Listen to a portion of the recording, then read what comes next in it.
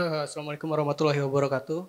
Selamat siang menjelang sore ya teman-teman, para wartawan dari berbagai media ini. Perkenalkan saya Ma'ruf dari Koran Jakarta. Saat hari ini kita akan membahas salah satu turunan dari Undang-Undang Nomor 12 Tahun 2022 tentang TPKS ya. Nah, sebagai pengantar ya, undang-undang ini kalau menurut saya sih bisa dibilang merupakan salah satu hal positif ya, karena ini dapat memperkuat penanganan kekerasan seksual yang selama ini penanganannya mungkin agak bias gitu ya. Bagaimana suatu kasus itu bisa dibilang kekerasan seksual atau bukan gitu ya. Nah, dengan adanya undang-undang TPKS ini semakin jelas gitu bagaimana penanganan kasusnya. Nah, eh, Bu Menteri juga sering bilang dalam beberapa kesempatan dengan pasca undang-undang TPKS ini disahkan, laporan itu justru meningkat gitu ya. Nah, ini membuktikan bahwa saat ini ketika terjadi suatu kasus kekerasan seksual bukan hal tabu lagi gitu. Jadi korban tidak takut untuk melapor gitu. Nah, memang eh, hal yang penting untuk dibicarakan ke depannya adalah bagaimana proses penanganannya gitu. Nah, sebagai undang-undang tentu butuh aturan turunan gitu ya. Nah, salah satunya adalah Perpres tentang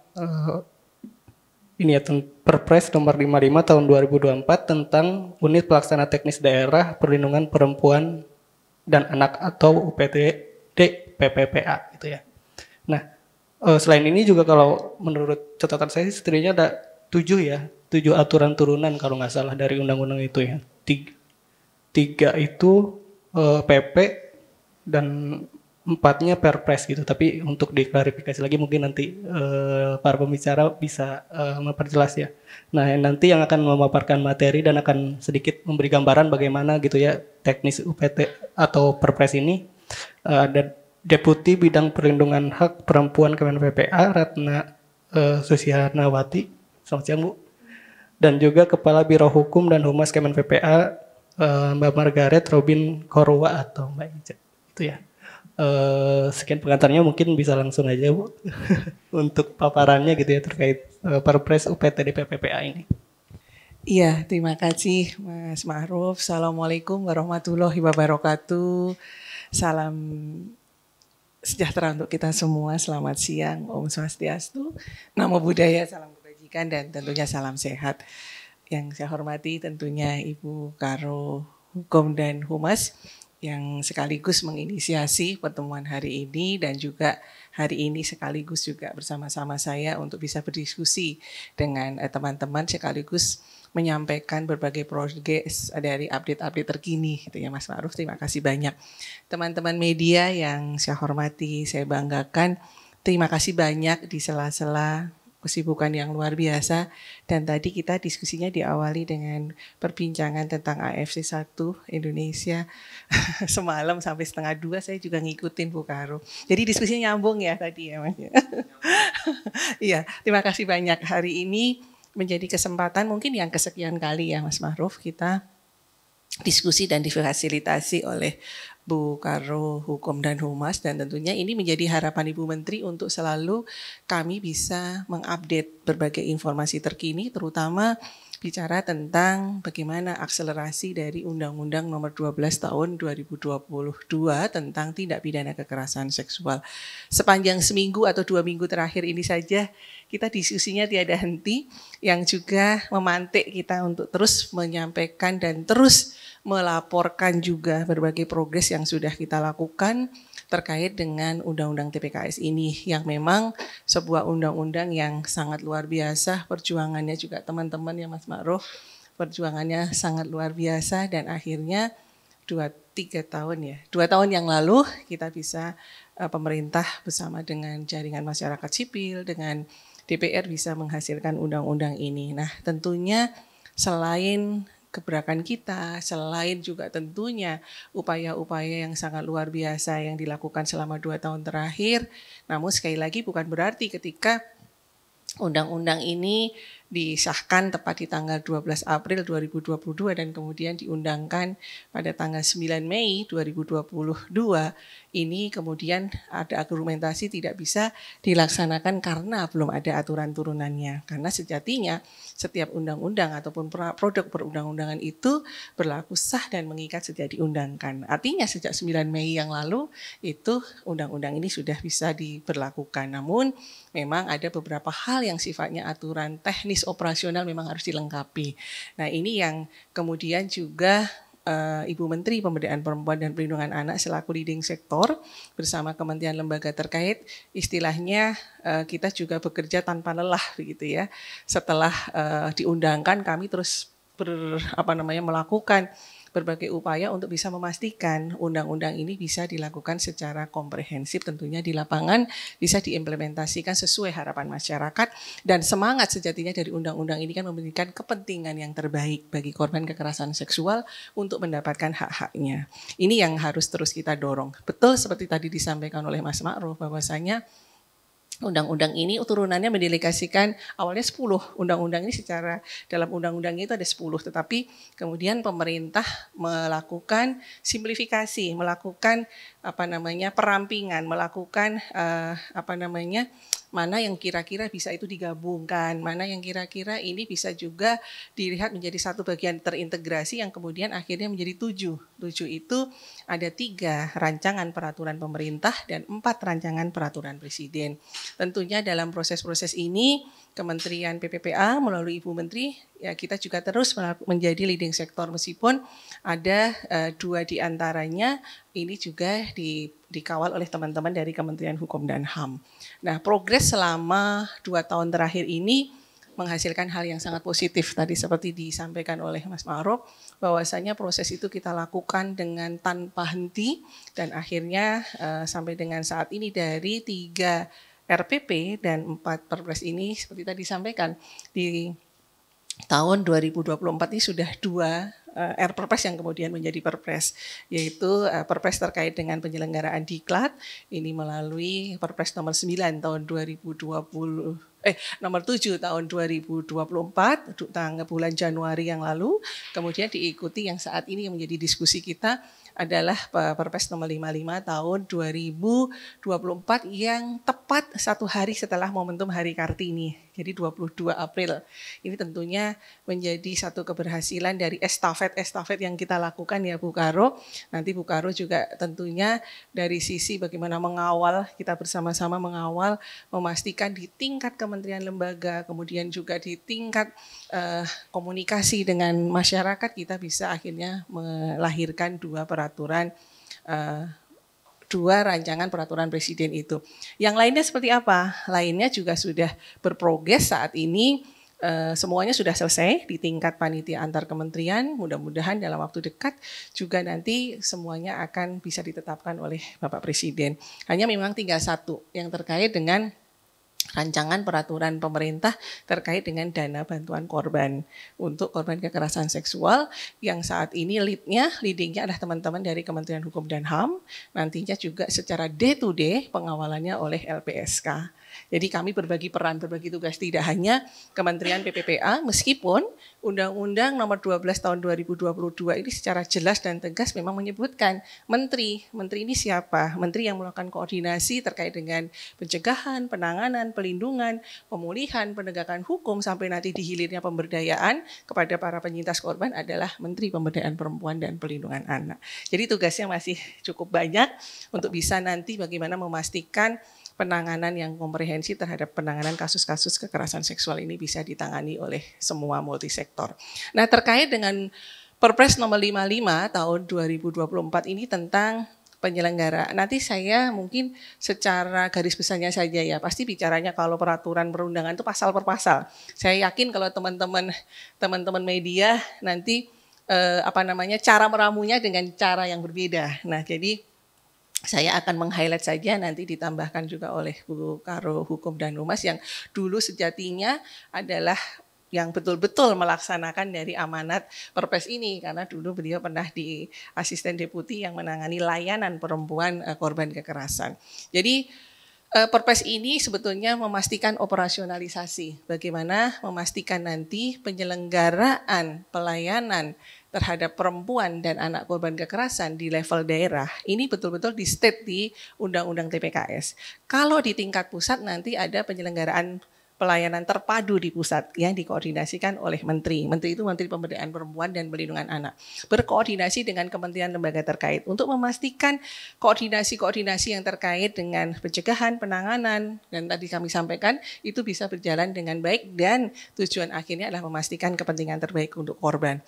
Korban kekerasan seksual ini menjadi prioritas utama nantinya di dalam memastikan karena undang-undang ini sifatnya adalah lex spesialis, undang-undang yang sifatnya sangat khusus. Undang-undang yang kemudian memastikan bagaimana prosesnya nanti juga memiliki interlink dengan undang-undang yang lain. Ada beberapa definisi dari kekerasan yang tidak disebutkan secara apa artinya Bu Karo, tidak disebutkan secara letterlek di dalam undang-undang ini, tetapi pengaturannya ada di dalam undang-undang yang lain.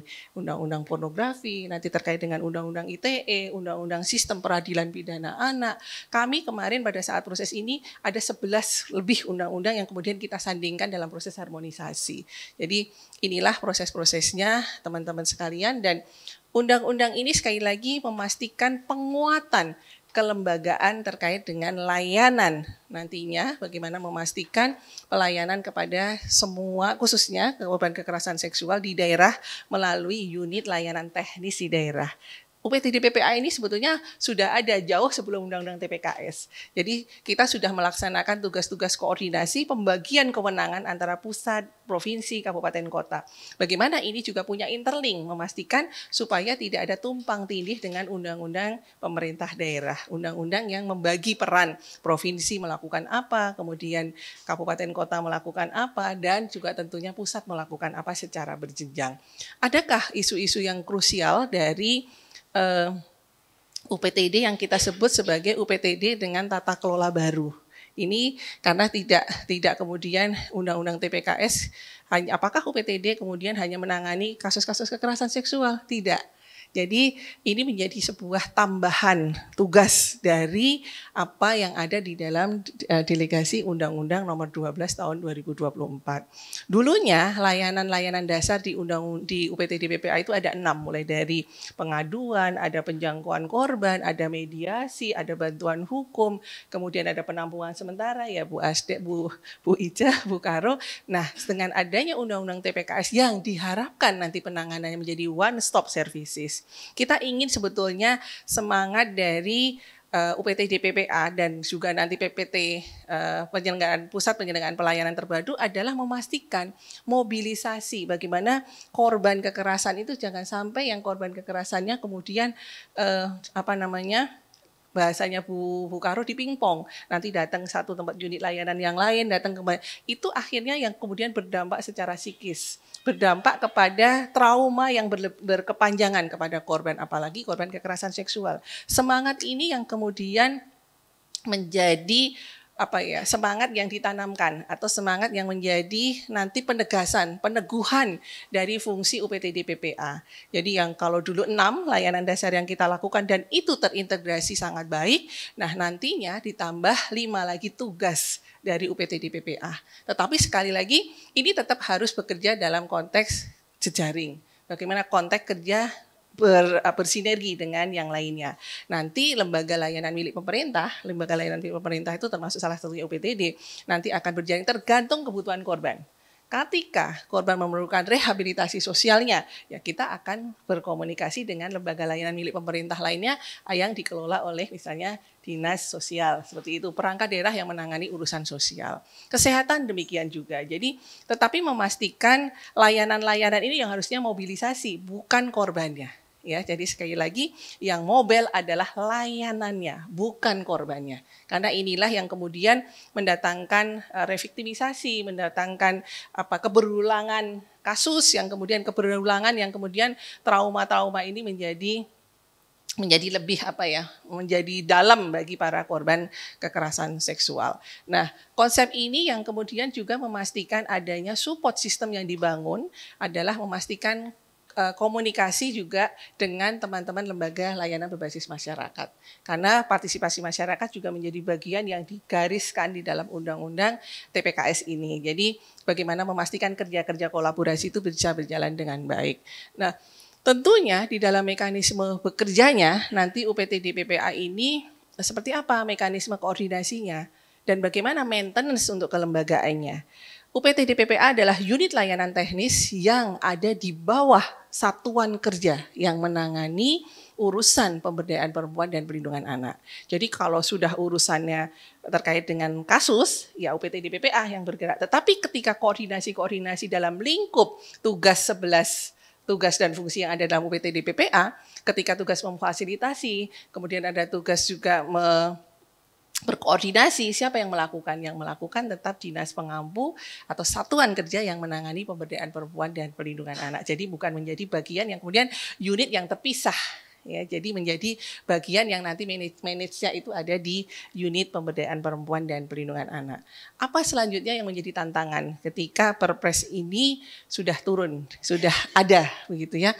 Jadi nantinya tentunya yang harus kita lakukan tetap memantapkan fungsi-fungsi koordinasi tersebut, bagaimana mekanisme koordinasi nanti mungkin Bu Ica bisa menambahkan bagaimana selama ini mekanisme standar operasional untuk rujukan misalnya ketika di level kabupaten kota, kemudian kasus ini dirujuk di provinsi, bagaimana provinsi juga mengkomunikasikan kepada kami kriteria-kriteria apa yang itu kemudian tercakup dan sejatinya di dalam tugas tambahan, tugas dan fungsi yang dimiliki oleh Kementerian PPPA sebagaimana didelegasikan atau diamanatkan dalam Perpres nomor 65 tahun 2020. Jadi ini menjadi bagian yang sebetulnya alhamdulillah ya puji Tuhan ya Bu Karo, karena ketika undang-undang atau ketika di bulan Januari dalam rapat terbatas Presiden pada saat itu melihat kompleksitas persoalan yang kemudian juga isu perempuan dengan tingkat kerentanan perempuan dan anak menjadi korban, kemudian dibawalah isu ini dalam ratas. Ratas kemudian bisa menghasilkan tambahan tugas dan fungsi kepada Kementerian PPPA untuk melakukan fungsi-fungsi implementasi di lapangan untuk penanganan kasus-kasus kekerasan terhadap perempuan dan anak. Bagaimana ketika perempuan dan anak yang memerlukan rujukan akhir di tingkat antar daerah, kemudian juga di tingkat nasional, bahkan ketika ini adalah sudah TKP-nya di luar negeri. Ini pun kami juga melaksanakan tugas tersebut.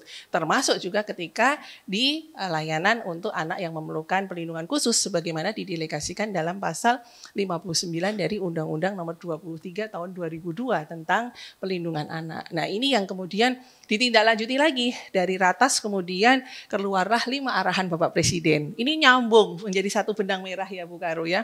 Jadi 5 arahan Presiden yang kemudian selalu pasti saya yakin teman-teman Portapena, teman-teman mitra media mitranya KPPA sudah di luar kepala lah kalau bicara 5 arahan Presiden. Setiap individu yang ada di sini di Kementerian PPPA, Bu Menteri sampai ke bawah pasti bicaranya nitip ya tentang 5AP gitu ya, 5 arahan Presiden, di mana salah satunya adalah menurunkan kekerasan terhadap perempuan.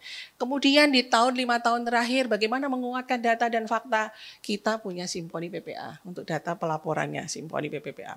Kemudian kita mempunyai ruang aksesibilitas untuk para korban lapor. Ini juga tepat di tanggal 8 Maret 2021, bertepatan dengan Hari Perempuan Internasional. Kemudian Ibu Menteri menyampaikan kepada publik, menyampaikan kepada semua pihak bahwa sebagai bentuk kehadiran negara, kami juga memiliki call center Sapa 129 yang ini menjadi operasionalisasi di dalam menjawab persoalan-persoalan kekerasan terhadap perempuan dan anak. Ini belum selesai, ketika sudah ada Sapa, bagaimana juga kami juga terus-menerus untuk bisa memastikan ini juga perjuangan yang luar biasa di era Ibu Menteri. Kemudian sepanjang tahun 2022 kami intensif membahas undang-undang tentang tindak pidana kekerasan seksual. Jadi ini menjadi sebuah perjalanan yang Kemudian dari tahun ke tahun, kalau kita bikin kaleidoskop mungkin menarik ini Bu Karo, karena ini perjalanannya terus, kemudian tidak berhenti di 2023 kami menyelesaikan terkait dengan aturan turunan, 2024 bisa selesai, kemudian 2 di antara yang sudah selesai, dan harapan kami tentunya 5 ini akan menyusul. Waktunya kapan? Kita tunggu nanti dari Bapak Presiden tentunya. Ini tentunya menjadi perhatian serius kita semua, dan bagaimana menguatkan kewajiban terkait unit pelayanan teknis daerah PPA. Apakah semuanya nanti akan menjadi UPTD? Ya. Semuanya harus menjadi kewajiban bagi provinsi, bagi semua kabupaten kota untuk membentuk UPTD PPA.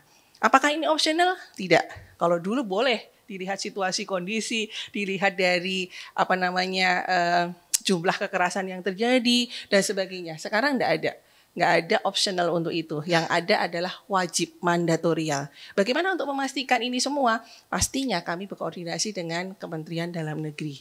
Karena pembina untuk pemerintah daerah tentunya ada di Kementerian Dalam Negeri. Bagaimana potret UPTD PPA? Dari 39 provinsi saat ini sudah 34. Artinya kita memang masih punya satu tugas, karena ini memang pemekaran dari keluarga kita yang ada di Papua. Masih 5 lagi otomatis, dan ini sudah berjalan progresnya. Kemudian bagaimana profiling di level kabupaten kota? Dari 516 sudah 3/4-nya ya Bu Karo ya. 3/4-nya sekitar 300-an sudah terbentuk. Bagaimana batas waktu yang diberikan dari mandatorial undang-undang? Undang-undang TPKS memandatkan bahwa waktu 2 tahun diberikan kesempatan kepada daerah yang sudah memiliki UPTD PPA, karena sekali lagi lahirnya UPTD PPA tidak serta-merta, tetapi sudah di 2000 inisiasinya dulu 2007-an, kemudian 2017 sudah banyak yang terbentuk UPTD PPA. Ini adalah memastikan semuanya wajib. Dari provinsi tadi 34 untuk kabupaten kota, bagaimana yang tersisa yang belum? Bagaimana, apakah ini wajib? Ya. Nantinya bagaimana kelembagaannya tentunya akan diatur melalui peraturan presiden ini. Nah, totalitas dari jumlah inilah yang kemudian menjadikan karakteristik dari kerja-kerja UPTD ini nanti akan semacam menjadi koordinator ya Bu Karo ya. Pastinya akan menjadi koordinator, menjadi sentral dalam penanganan kasus-kasus kekerasan terhadap perempuan dan anak, termasuk juga tentunya tidak terkecuali adalah kasus kekerasan seksual, karena ini mungkin satu-satunya undang-undang yang kemudian mendelegasikan pembentukan kelembagaan di daerah itu ya. Kita baru menemui adanya undang-undang TPKS ya Bu Karo ya, undang-undang 12 tahun 2022 ini. Nah, bagaimana nantinya terkait dengan struktur organisasi, bagaimana terkait dengan standar layanannya, bagaimana terkait mekanisme koordinasi yang harus dibangun, link antara UPTD di tingkat kabupaten kota, di provinsi, dan juga nanti dengan kami, seperti apa, dan ini sudah berjalan dengan baik.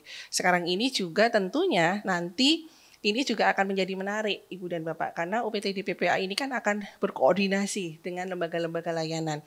Saat ini juga seiring pasti teman-teman juga sudah mendengar progres dari tingkat kepolisian ya. Kepolisian saat ini juga meningkatkan status kelembagaannya yang dulunya unit, sekarang ini menjadi direktorat. Artinya apa? Ini menunjukkan kesungguhan pemerintah semuanya untuk bisa memastikan bagaimana sebetulnya pintu-pintu masuk ya dari kekerasan, sebuah jenis kekerasan ini nanti akan ditangani secara terintegrasi oleh lembaga-lembaga layanan sesuai dengan tugas dan fungsinya. Ini sebetulnya semangatnya, mudah-mudahan. Nah, ini juga menjadi perkembangan yang baik ketika UPTD PPA, ketika undang-undang TPKS semakin dimasifkan, ketika kasus-kasus saat ini juga sudah mulai diterapkan undang-undang tentang TPKS. Di sisi lain di penegakan hukum, ini dalam sistem beracara pidana, salah satunya adalah penguatan dari sisi aparat penegak hukum, kepolisian menyambut itu, dan di situ Kementerian PPPA juga menjadi salah satu yang mendorong untuk itu, karena tidak selesai Mas Ma'ruf ketika kasus-kasus yang kemudian apalagi kekerasan seksual itu dalam waktu 1 kali 24 jam harus segera ditangani. Betul ya Bu ya? Ya, nanti kalau pasal-pasal tanyakan pada ahlinya nih. Iya, 1 kali 24 jam itu kasus-kasus pelaporan terkait dengan tindak pidana kekerasan seksual, tidak ada alasan apapun harus diproses. Kemudian Ini yang menjadi terobosan penting ya, nanti saya berikan ke teman-teman untuk mengolahnya seperti apa, karena pasti bahasanya bahasa normatif kalau bicara Perpres Mas Ma'ruf, undang-undang ini bagaimana terkait dengan standar layanannya. Nah, terkait dengan standar layanan, sebetulnya sejatinya di tahun 2022 kita juga Ibu Menteri sudah mengeluarkan peraturan menteri. Jadi anak-anaknya, karena kan tidak mungkin, pasti ada aturan secara teknis mekanisme apa sih yang boleh diatur dalam undang-undang, apa sih yang akan diatur dalam PP, apa yang bagaimana yang cakupan yang diatur dalam Perpres, bagaimana juga nanti kok banyak banget sih nggak selesai-selesai ininya, apa aturan teknis yang memang seperti itu, karena tidak semuanya bisa nanti tercakup dalam Perpres, pasti akan nanti keluar peraturan-peraturan menteri, tapi kami berusaha untuk menyederhanakan itu.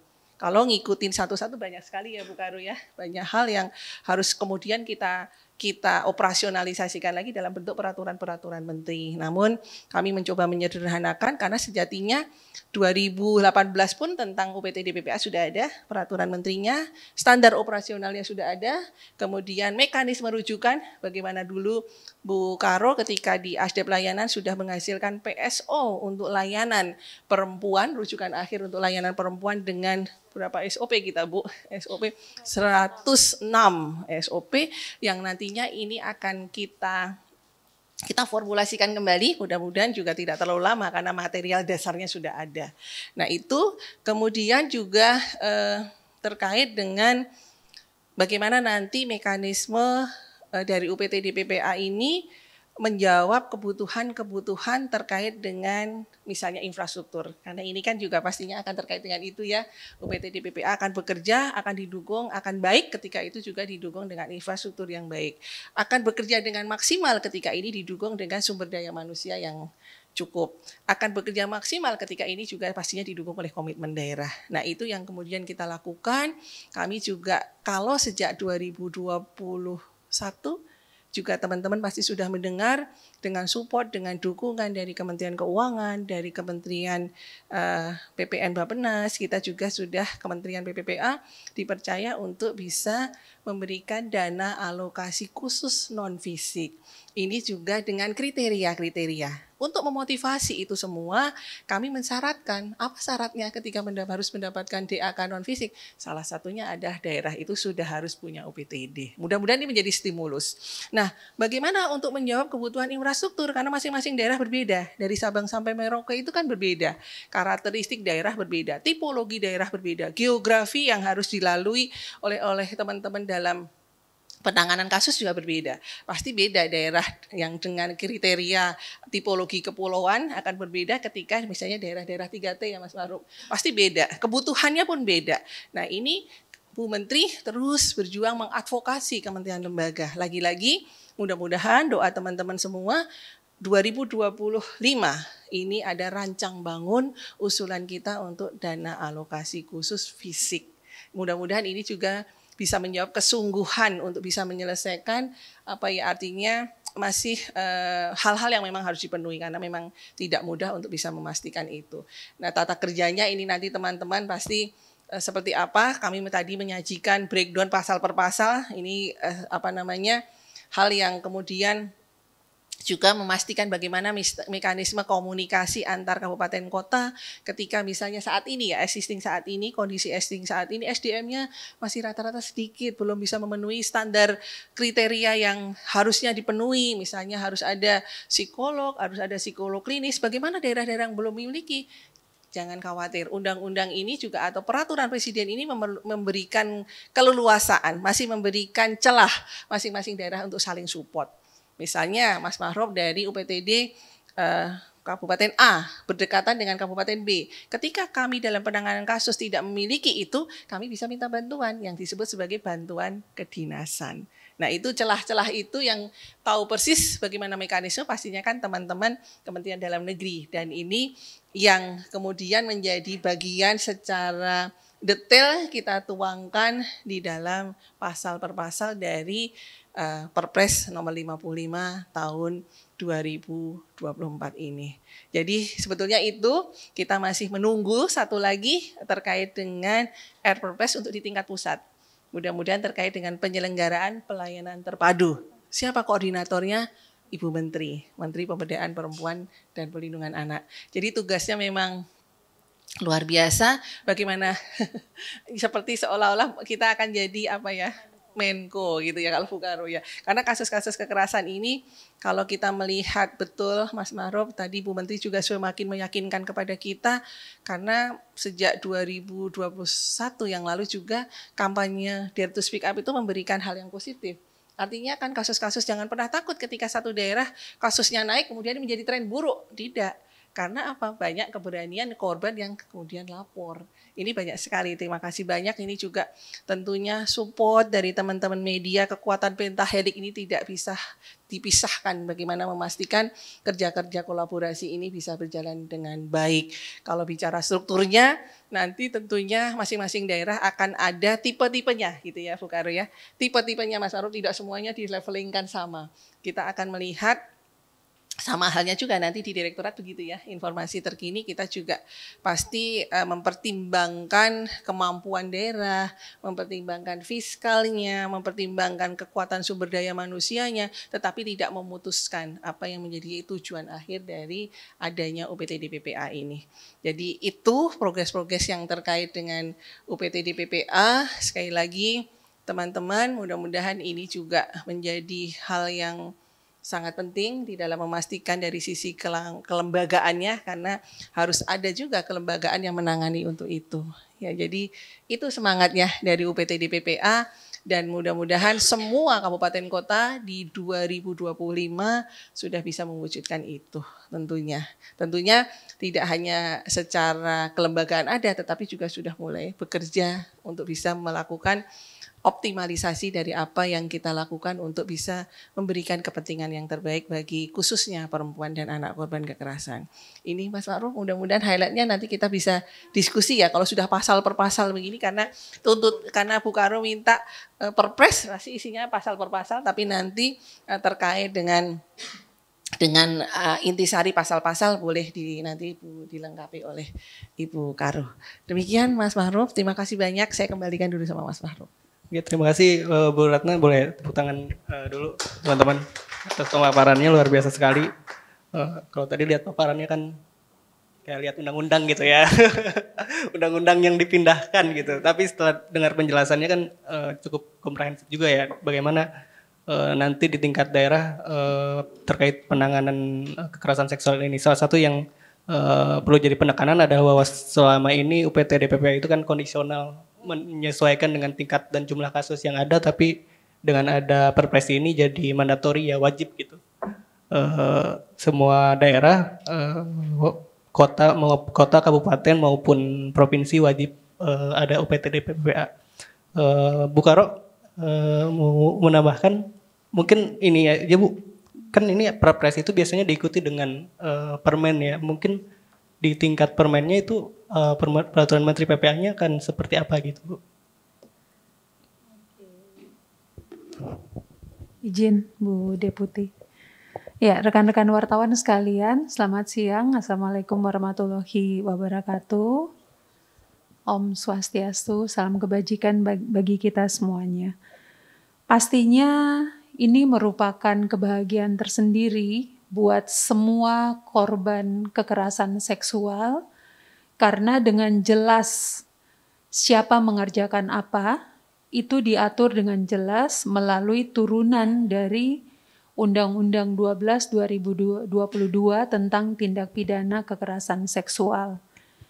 Yang tadi disampaikan oleh Ibu Deputi Bidang Perlindungan Hak Perempuan, Ibu Ratna, kepada rekan-rekan media sekalian, ini adalah apa yang harus dilakukan oleh daerah dalam mengejawantakan apa saja hak-hak korban yang perlu ditindaklanjuti oleh layanan rujukan lanjutan di tingkat provinsi maupun di tingkat kabupaten kota.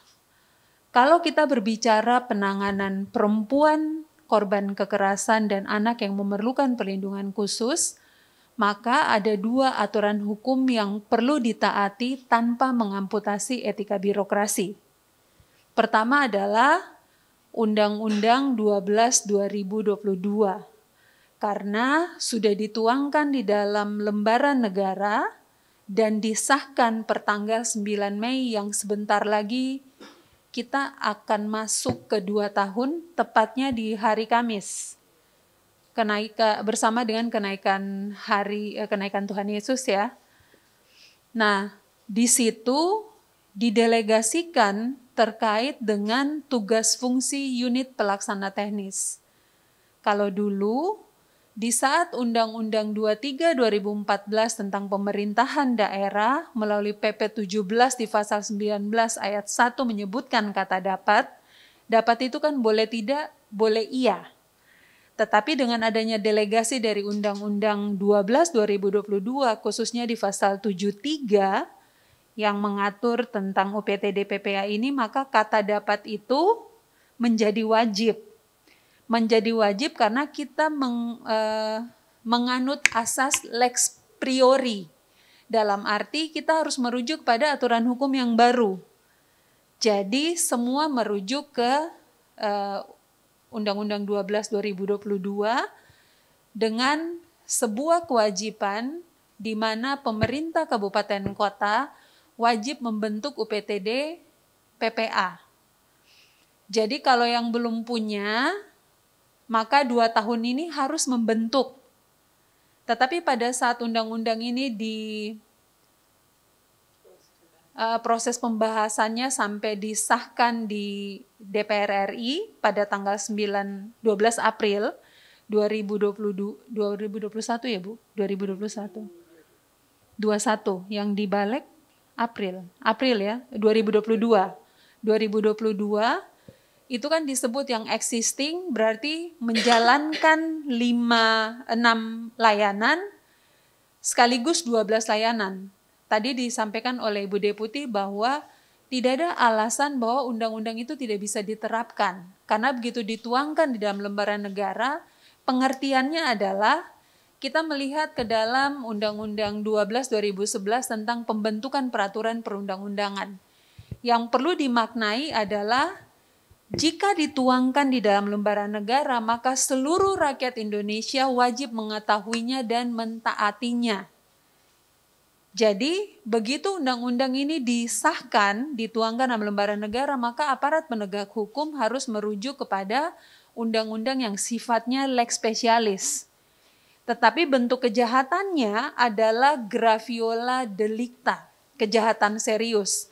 Dia bukan extraordinary crime. Tapi tindak pidana kekerasan seksual adalah graviola delicta sebagai kejahatan serius dalam kaitannya kehadiran pemerintah sebagai tindak lanjut dari rapat terbatas 9 Januari 2020. Sehingga Presiden mendelegasikan fungsi implementatif kepada Kementerian Pemberdayaan Perempuan dan Perlindungan Anak untuk melaksanakan layanan rujukan akhir bagi perempuan korban kekerasan yang memerlukan koordinasi di tingkat nasional, lintas provinsi, dan internasional. Dan pasal 3 huruf D dari Perpres 7 2023 perubahan atas Perpres 65 tahun 2020, di huruf E-nya disebutkan adalah layanan bagi anak yang memerlukan perlindungan khusus. Kenapa tadi saya menyebutkan Undang-Undang Pemda 23 2014? Karena apa yang didelegasikan di dalam Undang-Undang Pemda, yang ada di dalam Undang-Undang TPKS, bahkan di dalam Perpres 55 ini, bunyinya sejalan. Apa bunyinya? Kalau di dalam Perpres 7 2023 perubahan atas Perpres 65 2020 dan pasal 73 dan 75 dari Undang-Undang 12 2022 bunyi pasalnya sama, yaitu layanan rujukan akhir bagi perempuan korban kekerasan yang memerlukan koordinasi di tingkat nasional, lintas provinsi, dan internasional. Di dalam Undang-Undang Pemda diatur di dalam lampiran halaman 33, angka 2 sub urusan perlindungan perempuan, angka 2 huruf A, pusat, layanan rujukan akhir, huruf B, provinsi, layanan rujukan lanjutan, huruf C-nya di kabupaten kota dalam skop kabupaten kota. Untuk anak, di dalam Perpres 65 pasal 3 huruf E itu menyebutkan layanan bagi anak yang memerlukan perlindungan khusus yang memerlukan koordinasi di tingkat nasional dan internasional. Bunyinya sama dengan Undang-Undang 23 2014 di lampiran halaman 3637, angka 6 sub urusan perlindungan khusus anak. Pusat menyelenggarakan layanan rujukan layanan bagi anak yang memerlukan perlindungan khusus yang memerlukan koordinasi tingkat nasional. Di provinsi menyelenggarakan koordinasi di tingkat provinsi, kabupaten kota, dan internasional. Sejalan dengan delegasi Undang-Undang Tindak Pidana Kekerasan Seksual. Kenapa ini digarisbawahi? Karena kewenangannya sudah dibagi dengan jelas di dalam Undang-Undang Pemda, sehingga etika birokrasi itu tidak boleh diamputasi dengan melihat bisnis proses. Siapa mengerjakan apa. Jadi kalau pusat akan melakukan koordinasi di tingkat nasional dan internasional jika kasus tersebut tidak bisa ditangani di kabupaten kota, hands up. Dikerjakan oleh provinsi yang menyelenggarakan layanan rujukan akhir. Tetapi kalau provinsi nggak bisa, hands up lagi, maka menjadi kewenangan pusat. Tadi Ibu Deputi juga menyampaikan bahwa korban itu tidak boleh dipimpong. Kalau dulu korban itu begitu memerlukan layanan kesehatan langsung dibawa ke rumah sakit. Tapi dengan adanya Perpres UPTD PPA maupun pelayanan terpadu di pusat, mekanismenya adalah on call. Jadi petugasnya yang datang. Jadi tidak membuat korban capek, tidak ditanyakan hal-hal yang sama, yang akan mengakibatkan trauma mendalam dan korban itu mendapatkan kekerasan berulang karena ditanyakan dengan hal yang sama. Untuk itu, prosedur standar operasional menjadi sesuatu yang penting yang dijadikan guidance bagi petugas layanan. Di tahun 2023, layanan rujukan akhir perempuan korban kekerasan mengeluarkan Peraturan Menteri Pemberdayaan Perempuan dan Perlindungan Anak dengan Peraturan Menteri Pemberdayaan Perempuan dan Perlindungan Anak nomor 11 tahun 2022 tentang prosedur standar operasional layanan rujukan akhir bagi perempuan korban kekerasan. Yang ada 106 dibagi di dalam utama, manajerial, dan pendukung. Itu boleh diunduh di JDIH Kementerian PPPA, di sana akan dilihat. Tetapi dalam proses berjalan, kalau tadi ditanyakan bagaimana sih prosesnya, Biro Hukum dan Humas tidak mengusulkan sebuah regulasi kebijakan, tetapi akan menerima dari pemrakarsa. Dalam hal ini lintas deputi. Yang akan mengusulkan kami adalah filter yang memastikan bahwa regulasi kebijakan yang sifatnya teknokratik itu sesuai dengan urgensinya, delegasi atau non-delegasi. Delegasi itu berarti ada pasal yang disebutkan di dalam aturan tinggi di atasnya. Kalau non-delegasi tidak diatur di aturan manapun, tetapi wajib dibuat sesuai dengan urgensi kebutuhannya. Mulai dari alasan filosofi, yuridis, dan sosiologis. Nah, teman-teman media sekalian, kalau yang tadi disampaikan oleh moderator bahkan dikuatkan oleh Ibu Deputi PHP, bahwa ada 7 turunan. 2 turunan itu pelatihan dan dana bantuan korban itu dikawal oleh Kementerian Hukum dan HAM. Untuk pelatihan sudah disahkan dan dituangkan di Lembaran Negara dengan nomor 7 tahun 2024. Setelah itu keluar 55 2024 tentang UPTD PPA. Yang dikejar jangan Ibu Menteri Pemberdayaan Perempuan dan Perlindungan Anak. Karena Kementerian Pemberdayaan Perempuan dan Perlindungan Anak ini karena bicara pasal, saya harus baca pasal. Jangan sampai salah dan nanti menjadi bulan-bulanan. Karena rekan-rekan media kalau tulis salah berarti akan digoreng tuh. Yang dikejar Ibu Menteri, bukan yang dikejar Kepala Biro Hukum atau Ibu Deputi yang memang melaksanakan tugas fungsi layanan. Maka di sini akan saya sampaikan kepada rekan-rekan media sekalian, di dalam Undang-Undang TPKS, khususnya di pasal 91 ayat 2 menyebutkan bahwa peraturan pelaksanaan dari Undang-Undang TPKS harus telah ditetapkan paling lambat 2 tahun terhitung sejak diundangkan, berarti tanggal 9 Mei menuju 9 Mei 2024 ya. Dari 7 turunan itu, 5 turunan mungkin teman-teman sudah baca rilis yang dikeluarkan oleh Kementerian PPPA.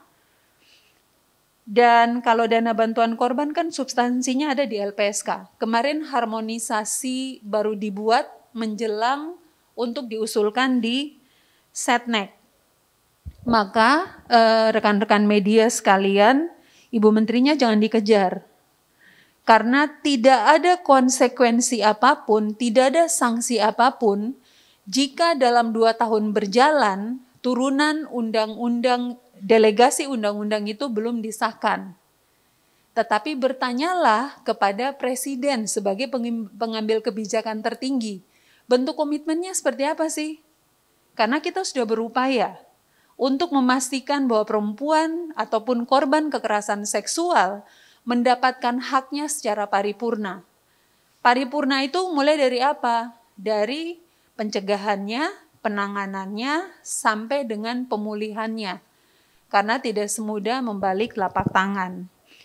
Jadi yang perlu saya ingatkan kepada rekan-rekan media sekalian, bahwa regulasi kebijakan termasuk 7 turunan dari Undang-Undang TPKS yang sudah disahkan dan diundangkan 2 itu, maka ya turunan itu tidak akan berlaku selama tidak diundangkan dan disahkan.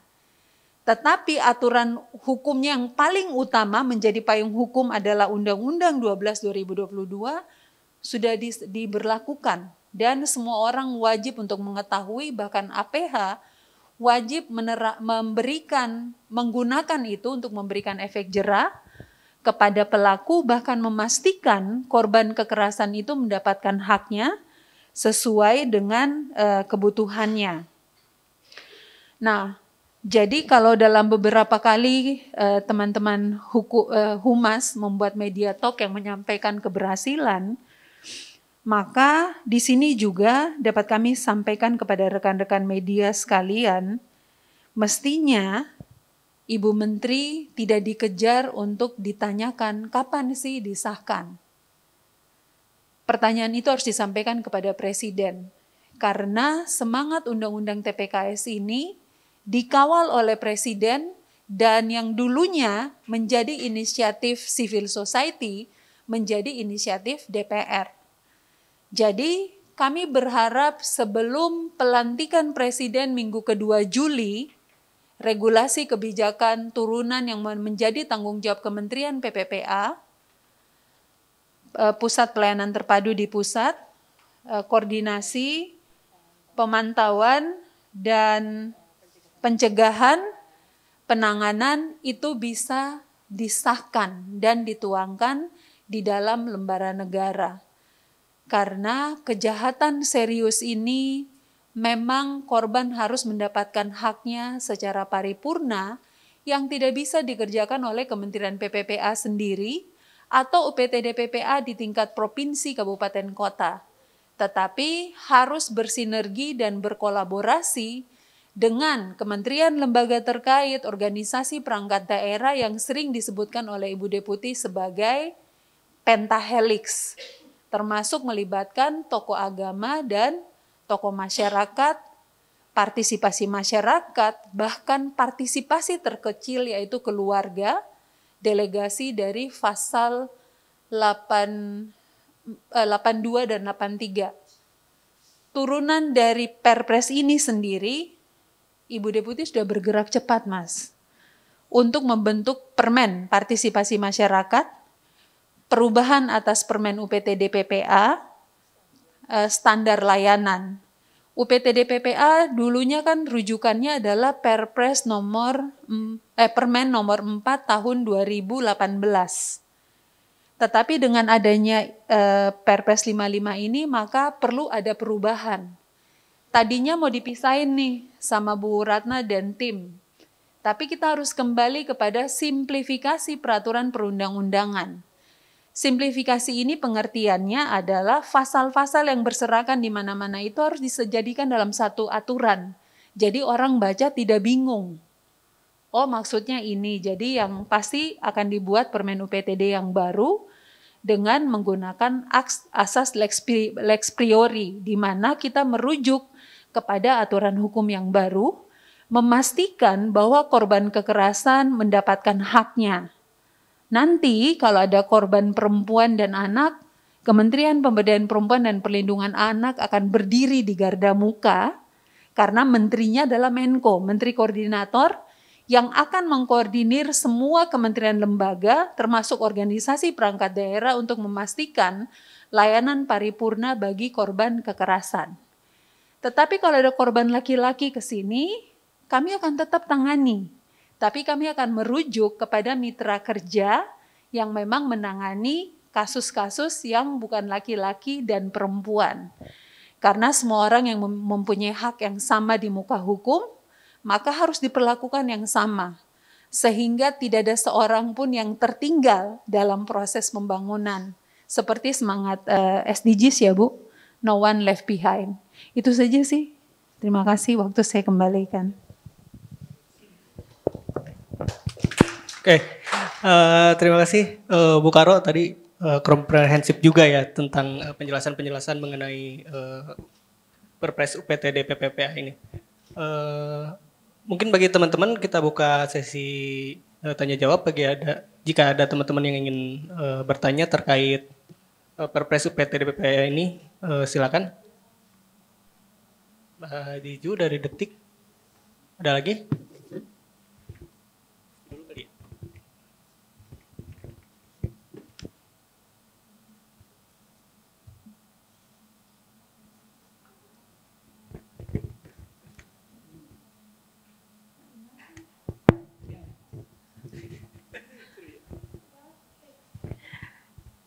Selamat siang Ibu, saya Zizu dari detik.com. Ada beberapa pertanyaan dari aku terkait, yang pertama terkait UTPKS dan Perpres turunannya ini. Berarti secara garis besar UPTD PPA ini tujuannya untuk simplifikasi ya Bu ya, karena kan selama ini itu kalau korban kekerasan seksual atau korban kekerasan perempuan dan anak yang melapor itu seringkali yang terjadi itu harus ke banyak tempat gitu. Harus ke kepolisian dulu, terus habis itu dirujuk ke rumah sakit, terus habis itu ke mana lagi, dan jadinya banyak tempat yang iya dan mungkin membuat korban sendiri tuh lelah, akhirnya memutuskan untuk menghentikan kasusnya itu. Apakah ini bisa dibilang sebagai simplifikasi gitu Bu? Yang kedua, aku tadi baru baca terkait kekerasan seksual itu nggak boleh kita damai gitu, harus dibawa ke pengadilan gitu. Boleh penegasannya lagi nggak Bu? Karena kan selama ini banyak, apalagi perempuan ya Bu ya, yang menjadi korban kekerasan seksual akhirnya, dan anak biasanya akhirnya berdamai dengan pelaku dengan banyak iming-imingan gitu dari mereka. Itu boleh dijelaskan kenapa termasuk harus diselesaikan di pengadilan dan nggak boleh damai gitu Bu? Misalnya, terima kasih. Nanti dilengkapi ya sama Bu Karo. Langsung jawab. Ini pertanyaannya, langsung atau teman-teman masih ada lagi teman-teman? Jawab dulu ya, takut lupa. Mbak Sisi kritis banget. Terima kasih banyak teman-teman Detik. Jadi sebetulnya semangat dari UPTD PPA ini dalam rangka untuk penguatan kelembagaan. Jadi istilahnya kalau kita boleh negasi gitu ya, artinya memutus mata rantai gitu ya. Kalau betul sekali kasus-kasus kekerasan ini yang kemudian akhirnya melelahkan korban. Korban sudah berani bicara saja, korban berani lapor, korban berani speak up, itu bukan hal yang mudah. Apalagi ini korban kekerasan seksual dengan karakteristik yang tadi disampaikan, kejahatan luar biasa, yang ini juga tidak mudah bagi korban itu untuk berani menyampaikan apa yang terjadi. Banyak sekali kasus-kasus yang kemudian terungkap sebenarnya kasusnya sudah 10 tahun yang lalu, 5 tahun yang lalu gitu ya. Ini banyak sekali karena merasa saat itu bagaimana akan melaporkan kalau kemudian juga merasa bahwa ini justru akan membebani gitu ya. Ditanya lagi. Seringkali pengaduan yang kita terima, kasus-kasus apapun itu, termasuk kasus kekerasan seksual, korban itu ketika mendengar bahwa apa yang dia rasakan, apa yang kemudian dia alami, kemudian ada orang yang merespon itu rasanya sudah luar biasa. Ya, ini apalagi ketika dia harus memendam sendiri. Banyak kasus-kasus yang bertahun-tahun baru terungkap. Begitu undang-undang TPKS lahir, undang-undang ini diundangkan, kemudian banyak sekali bermunculan kasus-kasus waktu itu yang tidak lama kemudian dari kasus setelah 9 Mei itu adalah kasus Bandung. Ya, kasus Bandung yang dengan korban 12 anak. Ya, itu sebetulnya kan kasusnya sudah cukup lama. Kemudian ada kasus Jombang, kasus di Malang, kasus di mana lagi yang kemudian akhirnya korban memiliki kepercayaan diri, korban confident. Kemudian juga kasus-kasus itu ketika korban sudah berani menyampaikan, kemudian juga ada keluarganya yang juga lapor, ini yang juga kemudian banyak kasus-kasus itu terungkap. Jadi sekali lagi UPT DPPA ini adalah untuk memastikan korban mendapatkan layanan yang cepat, tepat, akurat, tetapi juga tentunya sesuai kebutuhan korban. Nggak bisa kita nanti memastikan bahwa para penyelenggara layanan kemudian dengan asumsinya sendiri, padahal itu bukan kebutuhan pertama yang dibutuhkan oleh korban. Namun dari pengalaman kami, sebagian besar korban yang lapor itu yang pertama kali yang dibutuhkan adalah dampingan secara psikologi ya Bu ya, psikologis ya. Itu yang paling banyak, yang kemudian menjadi tahapan-tahapan sebelum nanti tentunya berproses secara hukum. Undang-undang TPKS betul sekali memberikan beberapa terobosan. Ini yang juga perlu dibantu oleh teman-teman. Apakah undang-undang ini hanya menyasar individu? Tidak. Undang-undang ini juga menyasar korporasi. Ya, menyasar korporasi, nggak hanya individu by individu. Ketika itu dilakukan oleh korporasi, oleh perusahaan, yang kemudian memunculkan adanya relasi kuasa, ya. Apakah undang-undang ini memberikan pemberatan khusus? Ya. Undang-undang ini memberikan pemberatan ketika kriteria-kriteria korbannya anak, korbannya sudah berulang, dilakukan oleh orang terdekat, selain hukuman pokok dan berdasarkan jenis kekerasan yang ada, itu juga akan ditambahkan dengan sepertiga ya Bu Karo ya dari undangan. Jadi pemberatan pemberatan dari sisi sanksi. Ini juga undang-undang ini terobosannya. Kemudian yang lainnya adalah betul, undang-undang ini tidak mengenal damai, tidak mengenal yang namanya restoratif justice. Lah kalau nanti semuanya diselesaikan damai, akan selesai di tingkat damai. Atau bahkan kemudian kesimpulan terakhirnya bahwa akan selesai ketika korbannya dinikahkan dengan pelaku. Tidak ada. Bahkan itu menjadi satu bentuk yang namanya pemaksaan perkawinan. Dari jenis undang-undang yang secara tegas ada di dalam 9 jenis kekerasan yang ada di dalam undang-undang TPKS. Nah, ini kemudian bagaimana juga terkait dengan alat bukti. Alat bukti ketika korban sudah menyampaikan apa yang terjadi, ketika keterangan korban, saksi itu ditambah 1 barang bukti sudah menjadi alat bukti. Jadi cukup 2 sebetulnya, keterangan korban, saksi ditambah 1 barang bukti itu sudah menjadi alat bukti yang ini bisa dibawa dalam sistem beracara pidana. Terobosannya banyak undang-undang ini. Satu lagi, undang-undang ini juga memberikan yang namanya restitusi. Pelaku wajib memberikan ganti rugi. Yang ini kemudian menjadi aturannya nanti akan diatur dalam PP terkait dengan dana bantuan korban. Banyak yang kasus-kasus kemudian bergulir ketika pelakunya adalah orang-orang yang mampu. Jadi apa yang terjadi harus dilakukan yang namanya sita aset, tentunya setelah putusan pengadilan. Jadi ini terobosan-terobosan dari semangat untuk bisa memberikan efek jerah kepada para pelaku kekerasan seksual, termasuk juga bagaimana nanti memastikan korban pun juga dari hasil asesmen tentunya ketika mendapatkan pendampingan dari UPT DPPA itu juga akan dilakukan asesmen terkait dengan keinginan korban, sebetulnya mereka butuh pemberdayaan apa sih gitu ya, untuk dia tidak menjadi korban berulangan, korban kembali. Jadi Ini beberapa terobosan dari Undang-Undang TPKS karena sifatnya yang khusus tadi disampaikan sebagai lex spesialis, tentunya ini juga akan semakin melengkapi ketika nanti juga beririsan dengan misalnya undang-undang, ini akan sangat beririsan dengan Undang-Undang Perlindungan Anak, akan sangat beririsan dengan Undang-Undang PPTPO ya, tentang TPPO, pemberantasan TPPO, akan beririsan dengan Undang-Undang PKDRT yang tadi kita sebutkan. Jadi tidak ada sebetulnya yang namanya adalah damai, restoratif justice.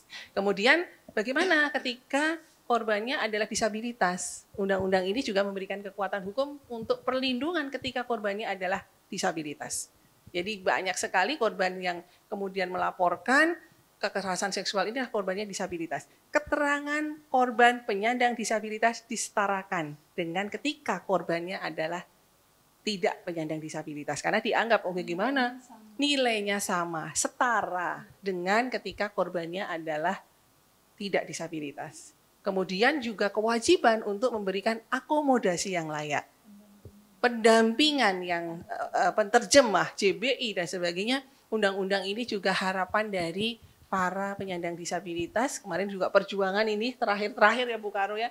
Terakhir-terakhir bahwa karena melihat kerentanan dari para penyandang disabilitas menjadi korban kekerasan seksual, itulah dibuat pasal-pasal yang kemudian menguatkan bahwa sekarang ini terkait dengan disabilitas juga menjadi concern dari Undang-Undang TPKS. Mbak Sisi mudah-mudahan bisa menjawab. Bu Karo. Saya melengkapi ya, Mbak Sisi dari detik.com. Kita harus punya pemahaman yang sama dulu nih. Kalau kita bicara simplifikasi, maka kita bicara tentang regulasi kebijakan. Tadi saya sampaikan bahwa simplifikasi peraturan perundang-undangan itu adalah pengertiannya pasal-pasal yang berserakan di mana-mana itu dijadikan dalam satu aturan. Jadi cara bacanya jelas tanpa harus buka 10 buku, 8 buku. Tetapi dalam proses penegakan hukum itu bisa dijuntokan. Seperti tadi disampaikan oleh Bu Deputi. Umpamanya korban kekerasan seksual itu adalah anak, maka dijuntokan dengan Undang-Undang 23 2002 atau 35 2014 atau 17 2016 perubahan kedua atas Undang-Undang Perlindungan Anak. Ataupun dijuntokan dengan Undang-Undang Kekerasan dalam Rumah Tangga. Jelas ya, jadi simplifikasi itu. Tetapi Undang-Undang TPKS ini pasalnya itu terkualifikasi dengan sistem beracara. Maka yang dipangkas itu adalah birokrasinya. Jadi yang korbannya harus bawa sana sini, tidak dibawa kemana-kemana, tapi prosesnya, mekanismenya adalah on call. Petugasnya yang datang ketemu sama korban. Karena rekan-rekan media sekalian, korban kekerasan bersuara bukan mereka ingin didengar, tapi mereka memiliki hak yang sama untuk mendapatkan penanganan dan pemulihan. Itu yang harus menjadi catatan kita bersama. Kenapa sistem beracara diatur di dalam Undang-Undang 12 2022? Karena rumusan hukumnya jelas. Ada di dalam pasal 25.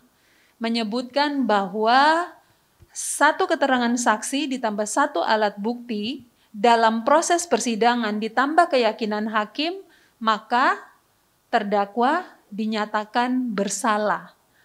Walaupun pembuktian hukumnya tidak mudah, karena seorang korban kekerasan ingin menceritakan kasusnya, dia harus mengumpulkan keberanian 2 kali lipat, 5 kali lipat, bahkan 10 kali lipat melebihi dirinya sendiri untuk menceritakan kasusnya. Kenapa tadi Ibu Deputi menyampaikan bahwa sekarang orang berani speak up? Karena di dalam pasal 39 dari Undang-Undang 12 2022 menyebutkan bahwa kalau orang melaporkan kasus yang dilihat, didengar, tidak akan dipidanakan. Bahkan rahasia korban akan dijaga dengan baik. Tetapi jika korban kekerasan seksual tersebut sudah dewasa dan mau untuk menjadi inspiring buat banyak orang, nggak apa-apa, identitas dirinya dibuka. Tetapi harus ditanyakan, karena pilihan itu tidak berada pada kami petugas layanan, tetapi ada di tangan korban dan keluarga. Sehingga pendampingan psikologis itu menjadi garda muka untuk memberikan pertolongan pertama kepada korban kekerasan seksual ataupun kekerasan lainnya adalah untuk membuat korban ini bisa berdaya guna, bisa cerita. Walaupun dalam tidurnya itu akan menjadi mimpi buruk. Untuk itu, tugas kita, keluarga, orang-orang terdekat harus menjadi support system yang bagus untuk membawa korban ini bisa menatap masa depannya walaupun di dalam tidurnya selalu ada mimpi-mimpi buruk tentang kekerasan seksual, baik itu pelecehan seksual dan lain sebagainya. Teman-teman media sekalian, saya berharap bahwa dengan adanya Undang-Undang 12 2022 ini jangan lagi bermain dengan bahasa di saat ada teman-teman saling ketemu, "Hai, Assalamualaikum, selamat pagi." Terus langsung kita bilang, "Sorry ya, kok sekarang agak gemukan, mukanya kok sekarang jerawatan. Anda diberikan salam loh, tapi Anda melakukan pelecehan verbal." Padahal orang kasih salam, hati-hati. Kalau ini bisa dibuktikan, maka rekan-rekan media ataupun kita sekalian bisa duduk manis di Hotel Prodeo selama 9 bulan. Karena pasal TPKS ini adalah pasal terkualifikasi yang jika dalam pembuktiannya satu keterangan saksi korban ditambah 1 alat bukti sudah bisa P21. Itu aja, waktu saya kembalikan. Terima kasih jawabannya Bu Karo, Bu Ratna juga. Mungkin pertanyaan selanjutnya, Mas? Jadi. Selamat sore semuanya, Ibu. Saya juga sebenarnya pertanyaannya adalah tantangan ke depannya untuk pelaksanaan UPTD ini. Mungkin di beberapa daerah kabupaten lain enak ya kalau sudah ada dinasnya yang khusus spesialis dengan perempuan. Tapi masih ada beberapa, mungkin 100 atau 200-an kabupaten kota yang belum ada dinas terkait dengan ini. Pertanyaannya adalah bagaimana cara nanti pengimplementasiannya, sedangkan belum ada dinas-dinas terkait. Saya belum pernah diri ya. Reza dari inla.com. Dengar. Sorry, Reza dari inla.com. Ya. Tentu sudah ada dinas-dinas sebelumnya yang tidak spesifik menangani soal perlindungan perempuan dan anak, seperti dinas sosial di beberapa daerah kabupaten kota, yang juga sebenarnya fungsi sama.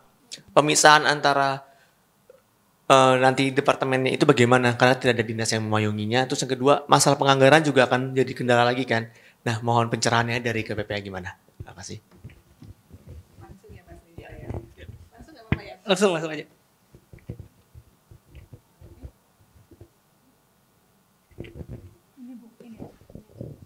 Iya, Mas Reza, ini juga kritis juga pertanyaannya, sudah visioner, sudah sampai ke depannya mengantisipasi challenge-nya gitu ya.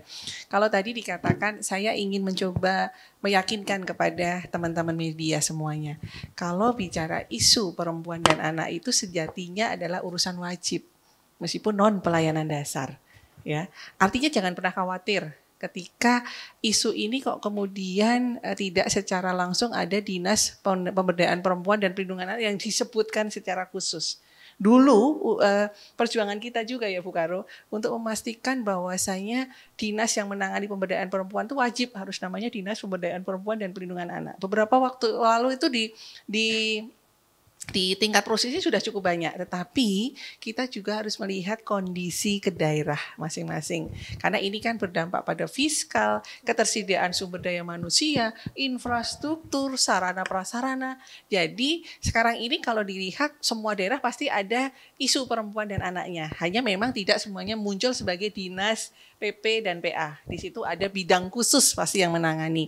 Nah, ini yang juga menjadi perhatian kita ketika harapan kita yang harus menjadi perhatian adalah operasionalisasinya. Bagaimana nanti memastikan itu. Betul sekali tadi seperti digambarkan bahwa perjalanan dari untuk memastikan UPTD ini nggak mudah sebetulnya ya.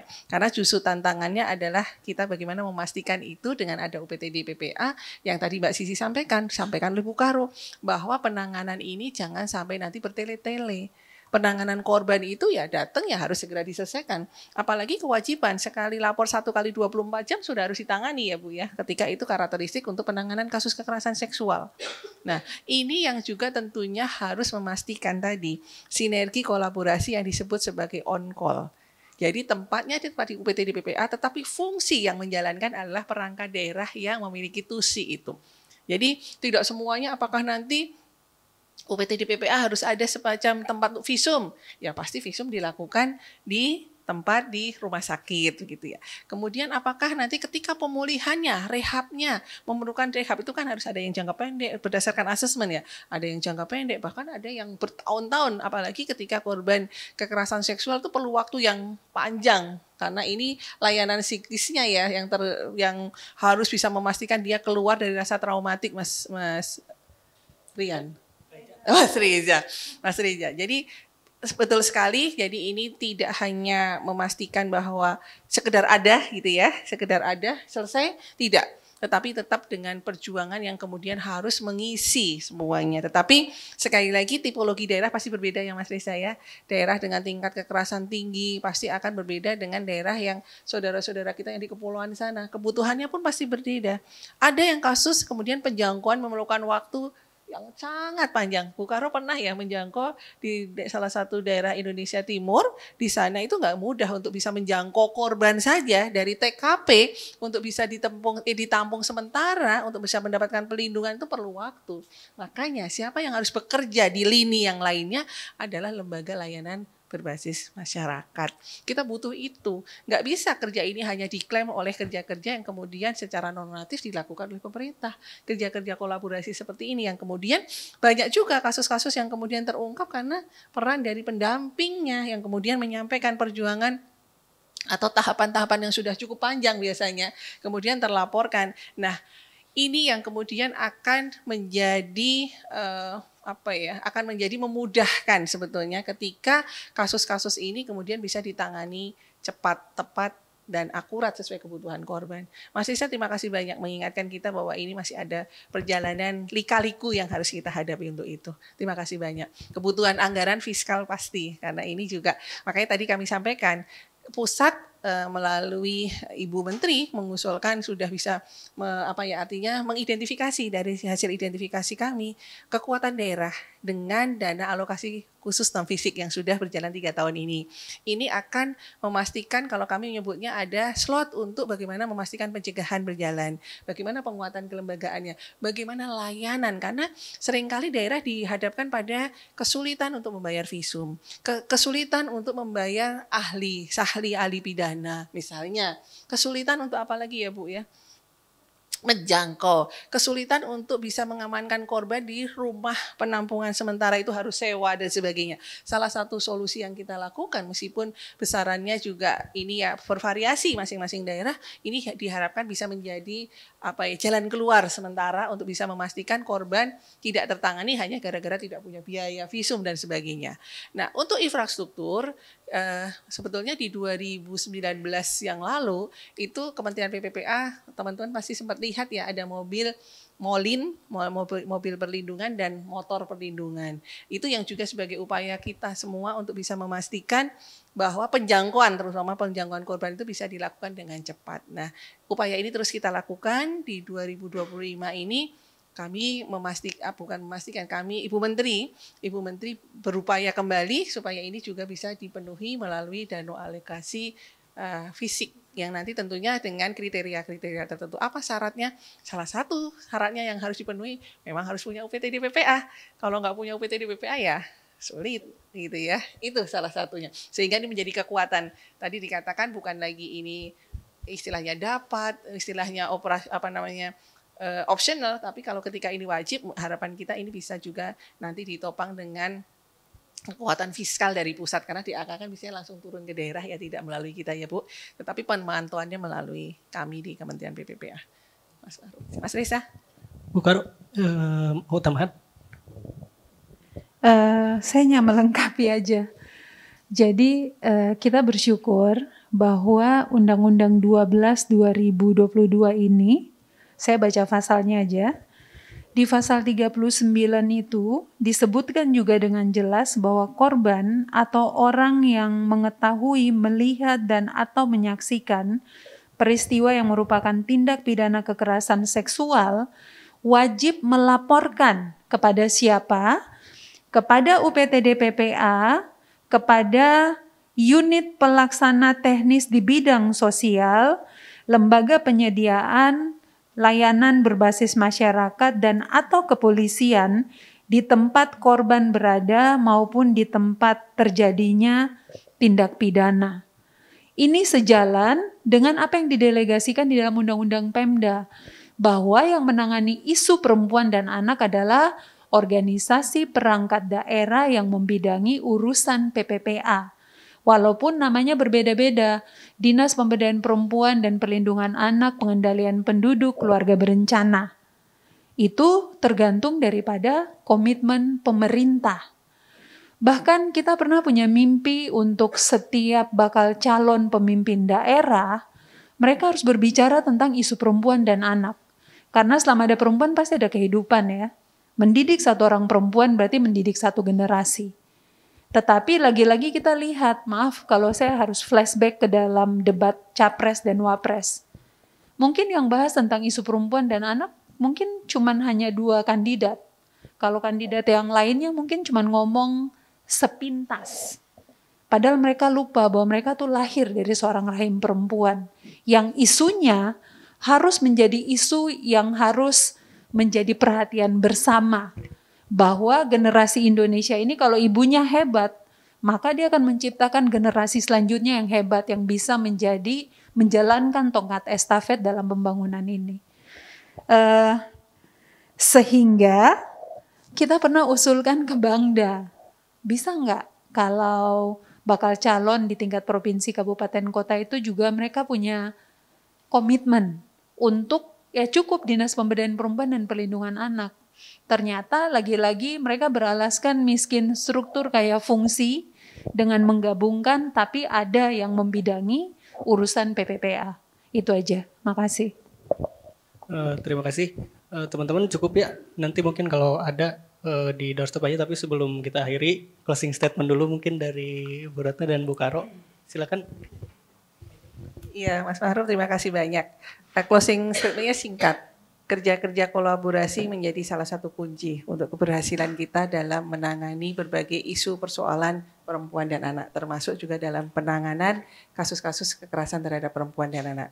Kami sekali lagi berterima kasih banyak teman-teman media sebagai bagian dari Pentahelix sudah bekerja sangat baik untuk juga tentunya karena pemahaman tentang undang-undang dan apapun itu kebijakan terkait dengan perempuan dan anak ini tidak akan bisa dilakukan tanpa melakukan diseminasi, sosialisasi secara masif dengan caranya masing-masing karena karakteristik daerah berbeda. Kami tentunya untuk bisa menjangkau kondisi kewilayahan yang luas, karakteristik masyarakat yang beragam, kemajemukan, ini tentunya kekuatan teman-teman media. Apalagi sekarang dengan mekanisme menggunakan media sosial yang sangat masif. Terima kasih teman-teman, sekali lagi tetap selalu ada untuk kepentingan PP dan PA. Terima kasih.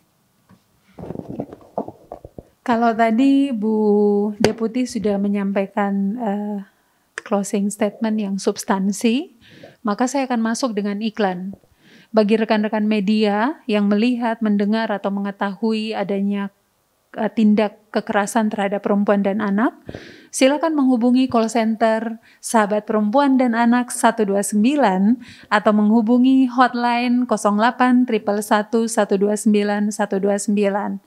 Karena dengan membantu korban dan keluarga, berarti rekan-rekan media sekalian sudah menyelamatkan satu orang untuk menjalani kehidupannya.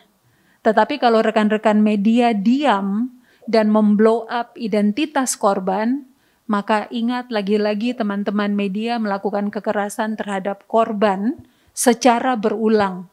Karena jejak digital itu tidak akan pernah hilang. Terima kasih. Sekian tepuk tangan semuanya. Terima kasih atas waktunya. Tidak usah disimpulkan lah ya. Teman-teman media mah udah jago gitu ya, menyimpulkan beritanya sendiri. Kayak iya, segitu aja teman-teman. Nanti kalau misalkan biasanya ada doorstop nanti sebentar dari teman-teman media untuk kasus-kasus biasanya. Terima kasih. Sekian teman-teman. Assalamualaikum warahmatullahi wabarakatuh.